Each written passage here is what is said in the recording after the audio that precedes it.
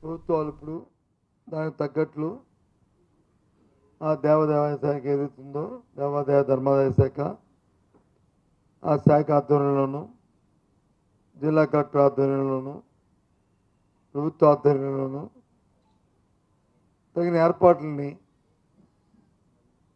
చేయడం అనేది అనవైతిగా వస్తున్న నేపథ్యం.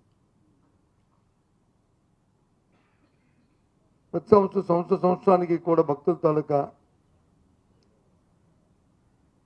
ఒత్తిడి రావడం పెరగడం అనేది సహజంగా జరుగుతుంది. ఆ నేపథ్యంలో నిన్న రోజున సంఘటన చూస్తే చాలా బాధాకరం, విచారకరం. నిన్న జరిగిన సంఘటనలో చనిపోయిన 7 దుర్మరణానికి కారణం పూర్తిగా ప్రభుత్వ తాలూకా వైఫల్యం. ప్రభుత్వం తాలూకా నిర్లక్ష్య వైఖరి. ప్రభుత్వంలో ఉన్న పెద్దల తాలూకా ప్రచార ఆర్భాటం, వాళ్ళ బాధ్యతలు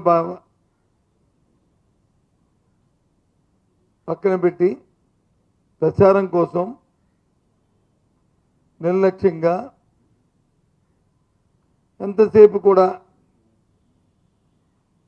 ఆ విఐపి దర్శనాలు, విఐపి పాసులు అంతే తప్ప ఎంతమంది భక్తులు వస్తారు, ఆ భక్తులు తగ్గ ఏర్పాట్లు ఏమి చేయాలి, ఏ విధంగా ఆ వచ్చిన ఒత్తిడిని తాకిని తట్టుకోవాలి, గత సంవత్సరాల్లో జరిగిన పరిణామాలు ఏంటి, జరిగిన ఆ ల్యాప్సెస్ ఏమంటే ఆ ల్యాప్సెస్ నుంచి ఏ విధంగా మనం దాని నుంచి చూడాలి, ఇంకా బాగా భక్తులకి దర్శనము వారి సౌకర్యాలు కల్పించాలి అన్న ఆలోచనని చేయవలసిన బాధ్యత ప్రభుత్వాలది.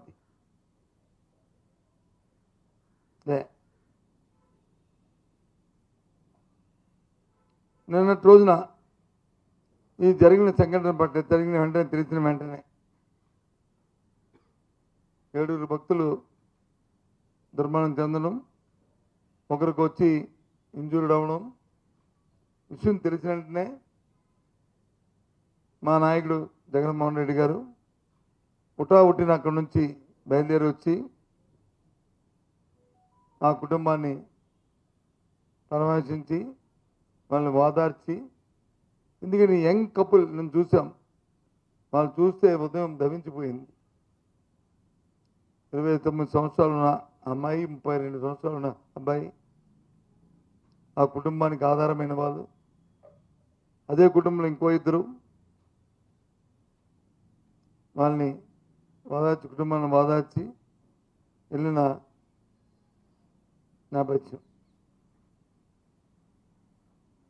ఎందుకు చెప్తున్నానంటే మీకు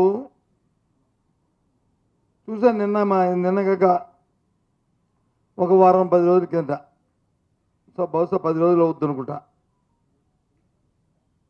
ఆ రోజు పత్రికలో చూశాను 5 మంత్రులు వస్తున్నారు, వాళ్ళు వచ్చి సింహాచలం జరగబోయే చందనోత్సవం మీద వచ్చి ఒక సమావేశం ఏర్పాటు చేస్తున్నారు. ఆ రోజు జిల్లా పరిషత్ మీటింగ్ కూడా జరుగుతుంది, జనరల్ బాడీ మీటింగ్ కూడా జరుగుతుంది ఆ రోజు. ఇది విశాఖపట్నం జిల్లా జనరల్ బాడీ మీటింగ్ కూడా. దీని మీద తగు సూచనలు సలహాలు ఇచ్చి తగు నిర్ణయాలు తీసుకుంటారని పత్రికలో వచ్చాయి. ఆ మన్నాడు మళ్ళీ చూశాను, రాత్రి టీవీలోనూ పత్రికలో చూశాను. ఆ సమావేశంలో ఆ మంత్రులు ఇచ్చిన స్టేట్మెంట్లు ఏంటంటే,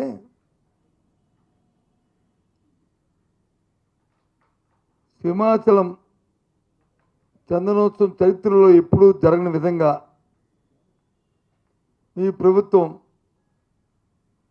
5 మంత్రుల్ని తో సమీక్ష జరపమని చెప్పింది. 5 మంత్రులు సమీక్ష చేస్తున్నాం. ఈ చందనోత్సవంలో ఏదైతే వస్తున్న వేలాది మంది లక్షాది మంది భక్తులకి చేసే కార్యక్రమాల మీద నిర్ణయాలు తీసుకున్నాం. ఎప్పుడు కనివిని చరిత్రలో జరగలేదని ఆర్భాటంగా చెప్పుకున్నారు మంత్రులు. పత్రికలో చూశాను కూడా. ఆ సమావేశం కూడా ఎక్కడ జరిగిందంటే విశాఖపట్నం కలెక్టరేట్లో కానీ లేదు అనకాపల్లి కలెక్టరేట్లో కానీ జరగలే. ఆ సమావేశం జరిగిన స్థలం కూడా సాక్షాత్తు ఆ దేవదేవుడు పవిత్రమైన సింహాచలం కొండ మీదే సమావేశం జరిగింది. విషయం మీ అందరికీ తెలుసు. విషయం కూడా సమావేశం అయిన తర్వాత ఇచ్చిన మంత్రులు ఇచ్చిన స్టేట్మెంట్ ఇది.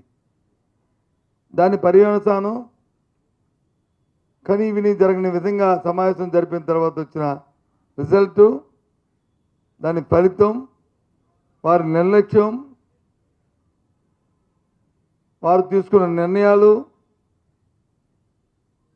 కొట్టొచ్చినట్టు కనిపించింది. 7 తాలూకా దుర్మరణం,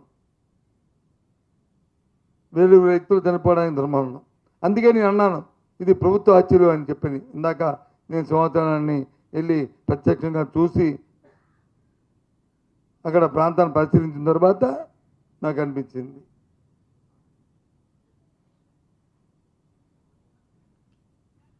నాకు తెలిసి ఎప్పుడు కూడా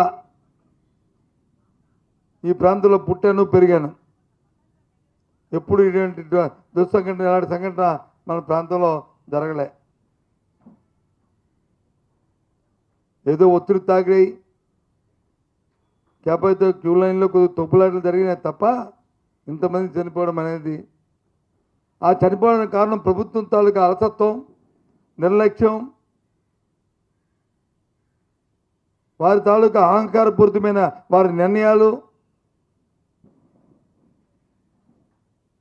కొట్టొచ్చినట్టు కనిపిస్తున్నాయి. అందులో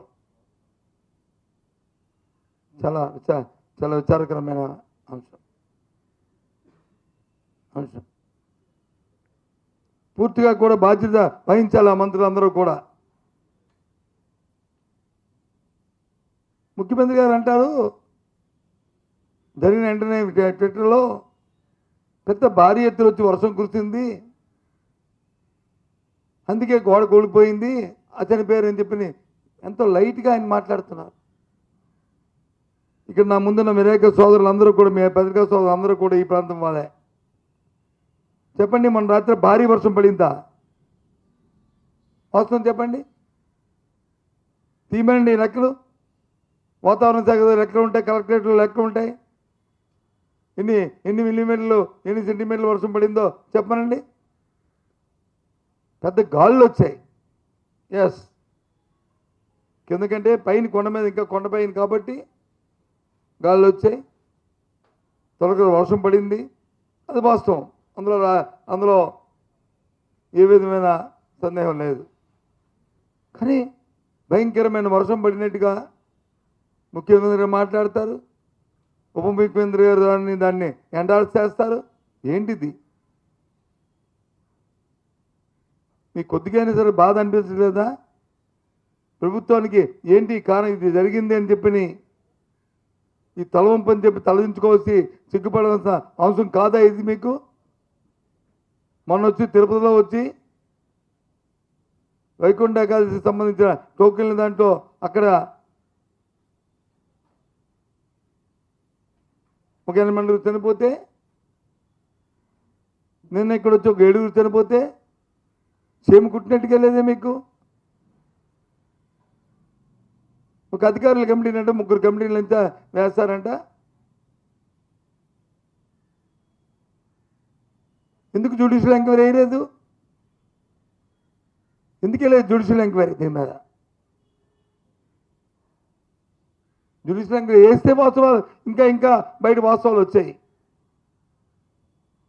వచ్చిన హై లెవెల్ పవర్ కమిటీ ఏం చేసిందో, మీరు ఏ ఇన్స్టెన్స్ ఇచ్చేవారో, మీరు ఇచ్చిన ఇన్స్టెన్స్ ఏ విధంగా ఉన్నాయో విషయాలన్నీ బయటకు వచ్చేవి.